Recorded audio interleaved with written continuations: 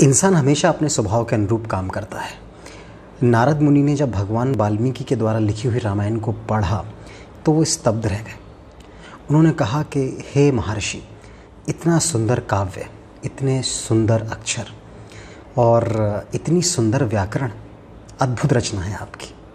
लेकिन चूंकि उनका स्वभाव इस तरीके का है कि बिना वो किसी के दिल में कोई आग लगाए वहाँ से नहीं जा सकते हैं, तो वो भगवान वाल्मीकि से कहते हैं कि लेकिन कोई है जिसने आपसे भी अच्छी रामायण लिखी हुई है।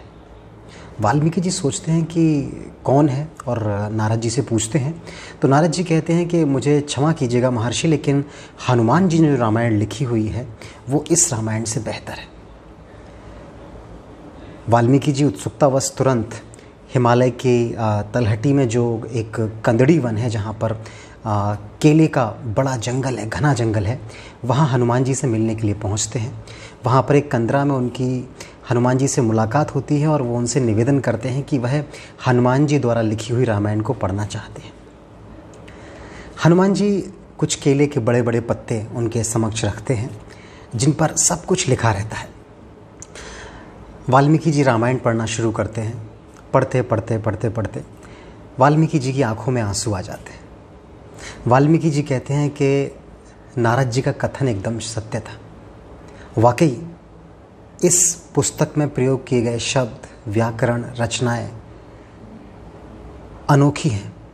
इससे उत्कृष्ट रामायण लिखना संभव नहीं है। इतना कहने के बाद उनके मस्तक पर कुछ चिंता की रेखाएं उभर आईं। हनुमान जी उनकी बात को समझ गए और हनुमान जी ने उनसे कहा कि लाइए, ये केले के पत्ते मुझे वापस कीजिए। वो सारे पत्ते वापस लेते हैं। बानर हैं, वो उन सारे पत्तों को खा लेते हैं। वाल्मीकि जी अचानक से चौंक जाते हैं और पूछते हैं कि ये आपने क्या किया।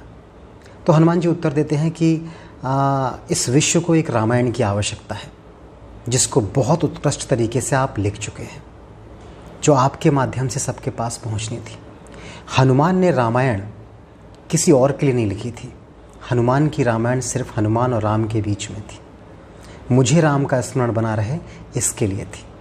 और शायद आप एक ऐसे माध्यम बने हैं जिनके आने के बाद जो मैंने लिखा था, मैंने उसको आत्मसात कर लिया है, अपने शरीर में समा लिया है।